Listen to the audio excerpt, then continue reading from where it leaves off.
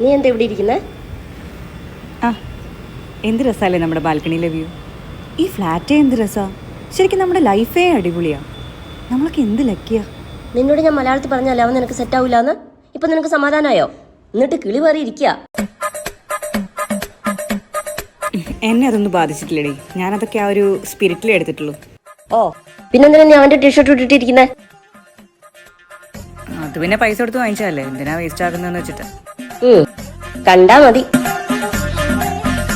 A few moments later. നീ എന്താ ചെയ്യുന്നേ? ഇവിടെ ഇന്നലെ ക്ലീൻ ചെയ്തതല്ലേ? ഇവിടെ ആകെ പൊടിയാ, ഒരു വൃത്തിയില്ല.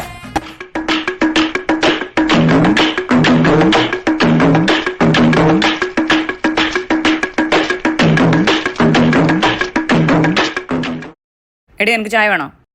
എത്രാമത്തെ ചായ അടി? കുടിക്കട്ടെ, കുടിച്ച് ചാവട്ടെ.